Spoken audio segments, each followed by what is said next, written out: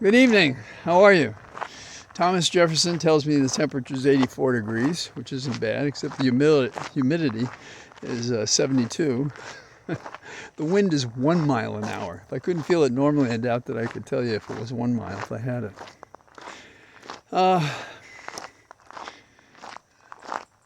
The children have been at play today. We have several advances.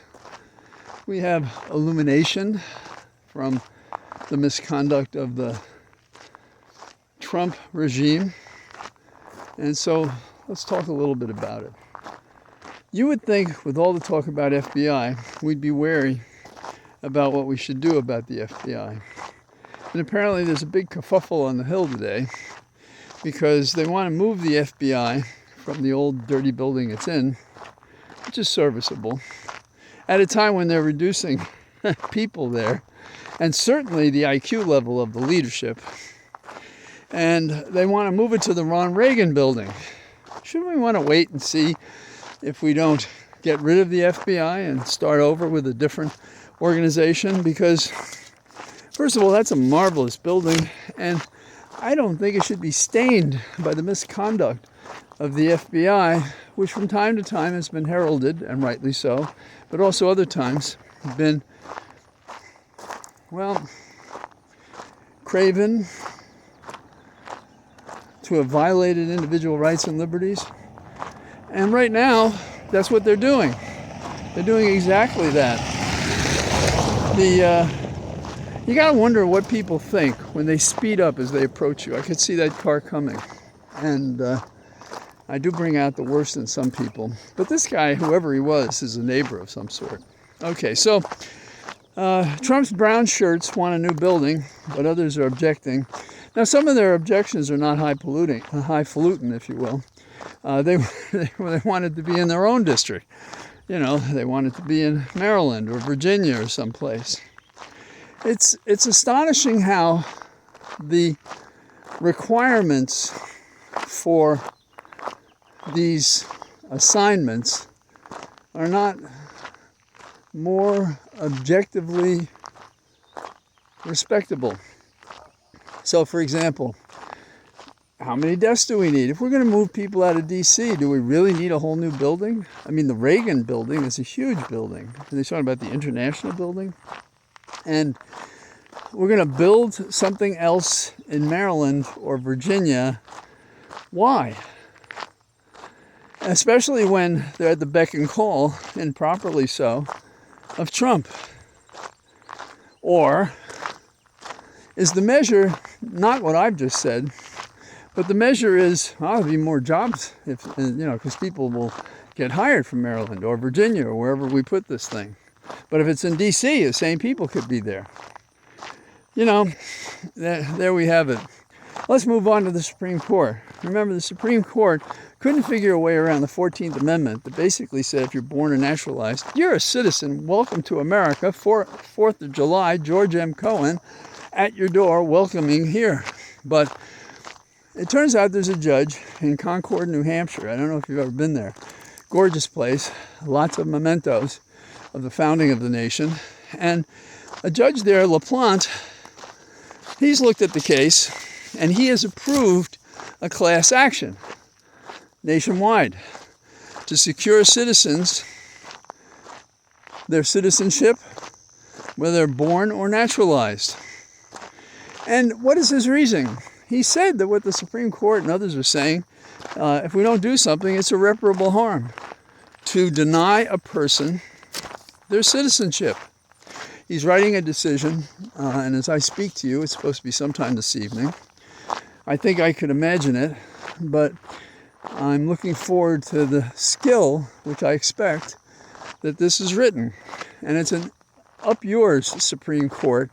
This is what the law is. Get over it. And we need more judges doing that, because informing the public by these capable advocates who became judges and who have the experience of the founding papers and their meaning and interpretation are critical, because the people in the White House don't care what the law says or what it means. They talk about plain understanding when you read it, plain meaning of the words, and then they defy them or misrepresent what they are. Another example of misconduct, and I think this one is developing even as I speak to you, is that there are masked ICE marauders raiding a farm in Southern California. And there have been clashes observed, and I understand, but I don't know any of the details at this point, that there have been beatings by the masked ICE brown shirts of some of the people on the ground. You know, there's a reason we have process, so that the outcome can be respected. If you have a process in which people are detained or noticed to detained or given bracelets to make sure we can find them, and we tell them what we believe is the case, why they should have a different status and perhaps be deported, we're in a whole different world. But instead, we have this third-rate mob running around the country, dropping dragnets to capture people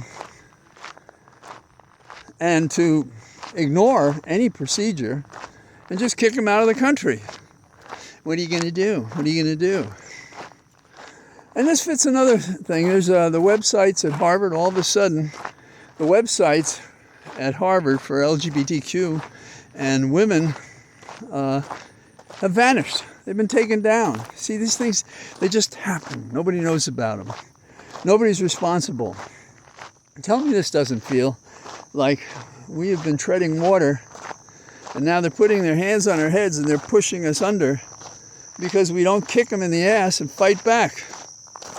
If I see another stupid demonstration, hey, we won't go on the hill, or somebody holding a baseball bat, I swear I'll go down there myself and go door to door saying, what are you guys doing? You've been politicians your entire life and you don't know how to fight? It's because you don't really fight for what's at risk here. You fight to keep your jobs, saying that if you have the job, you'll do well by us. Well, you have the job now, and you're not doing well by us because you believe if you do what's well by us, you won't have the job. Talk about sick and backwards.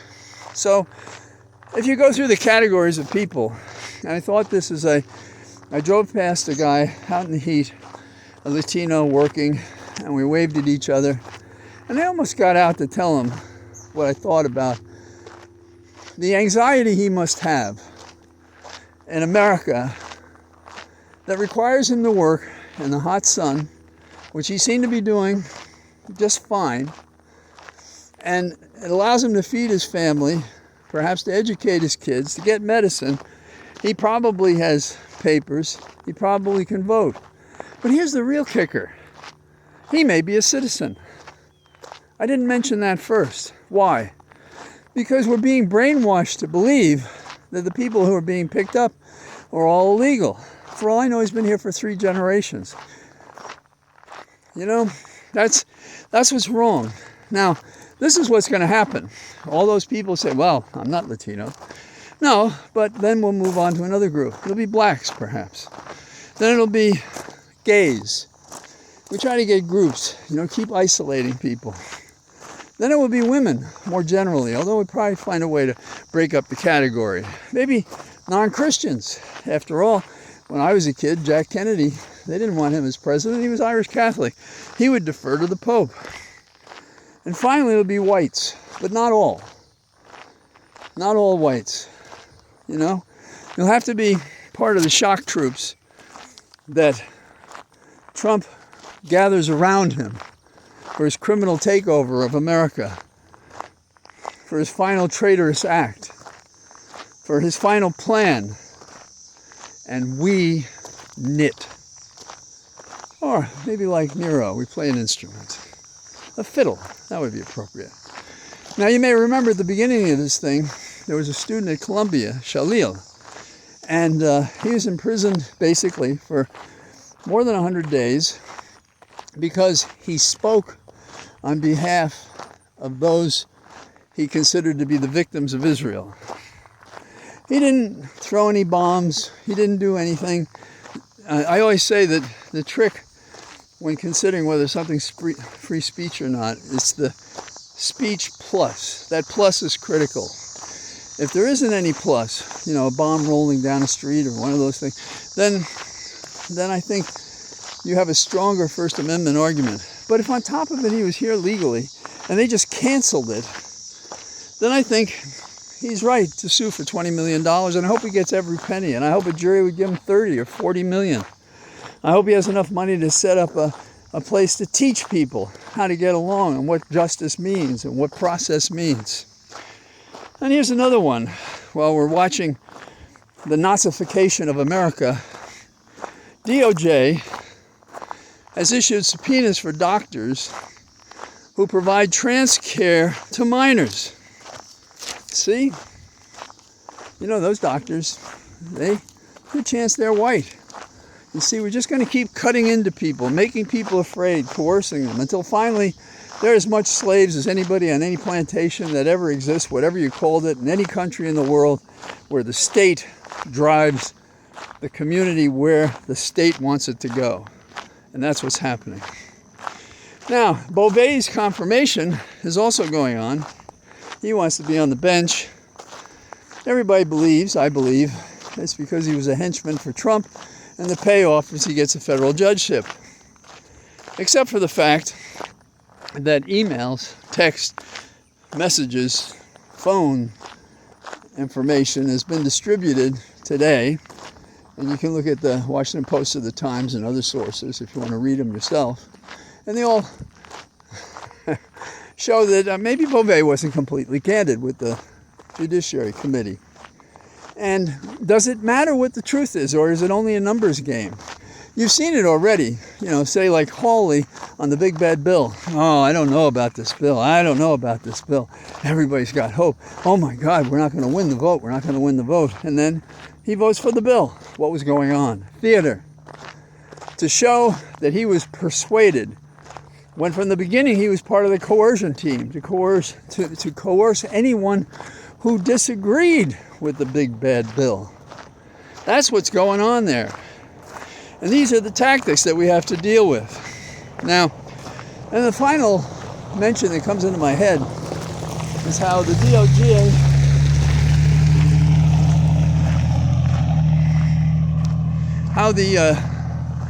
DOJ compromised staffing at NOAA, affecting Texas's disaster. And there's a story in the New York Times to that effect. So, what do we got? We're in the fight. We're in it. And I look at Trump and I see an old man losing power. I really do. And he may surprise me in the next few days, but he's looking heavier. He's looking absent-minded. He does stupid things like he did with the Liberia president. He seems to be playing with the idea of seizing Brazil. Who knows with this guy? Our country is in dangerous hands. And he may not be as smart as Nero, but he's as crazy as Nero ever was. And so this psychopath, he's going to drive our government right into a wall if people don't start waking up and doing what they have to do. So when you see it, talk about it. But I'm talking about the government. I'm not talking about telling on your neighbor who all of a sudden says, I believe that transgender is good. They're allowed to say that. Let's talk about them cutting in the process. Let's talk about them wearing masks to arrest people in the street. Let's talk about how they want to change the wording of the Constitution just by the force of will, not by the words or history or plain meaning of the words that founded the nation as amended after a civil war. So that's what I got to say today. Nice to be out, and maybe I'll be out again tomorrow. All the best. Bye-bye.